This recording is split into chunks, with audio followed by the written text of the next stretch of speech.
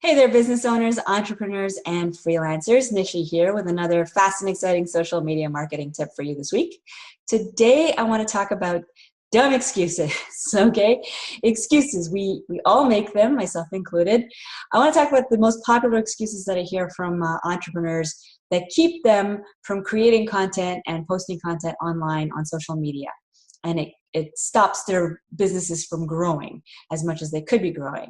So the number one excuse I hear is that entrepreneurs keep putting off putting content online or on social media because they want it to be perfect first, right? So the truth is, and this is hard to take, I'm a perfectionist, so this is really hard to take. The truth is, it's never going to be perfect. And you are much better off putting something on social media that is less than perfect, that's maybe 95% perfect or 90% perfect or even 80% perfect, and gauging the response that you get and then adjusting your approach accordingly. All right, back in the day, you might have tried to be perfect and spent $1,000, let's say, creating video content, right? And you might have ended up with 5 or 10 videos after you've hired a studio and perfect lighting and perfect makeup and wardrobe and getting your hair done and all that kind of thing. Whereas now, you might just go at 75%, 80% and put some really great content online using just a webcam like I'm doing right now, or a DSLR camera, or even just a smartphone. Is it perfect? No, it's not perfect, but it's really good enough, and it'll get you just as good a response or even better response because you're able to produce more consistently without draining your resources as much as if you were going all the way whole hog perfect, right? So don't worry about being perfect. That's rule number one for today. Number two, the biggest excuse that I hear is content creators are afraid of being plagiarized.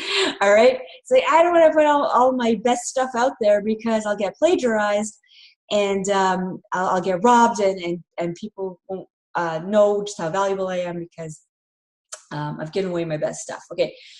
Anyone who has posted content on social media understands that if you give a little, you get a little, and if you give a lot, you get a lot, and this is how we grow our businesses in this day and age. So don't worry about being plagiarized. There's lots of preliminary things you can do to prevent being plagiarized, and furthermore, if you do get plagiarized, there's action you can take, okay? There's always something you can do after the fact. And worrying about being plagiarized before anything even happens is really too much of a preemptive strike and prohibiting you from like moving on in your social media presence. It's just not it's a dumb excuse. Don't do it. Put something out there, take some precautions, and if something happens, then there's always something you can do about it, all right? And then number 3 excuse is people are just overwhelmed. They don't know where to start. They don't know how everything fits together. They don't know if they should be on YouTube or if they should be on Facebook or whatever.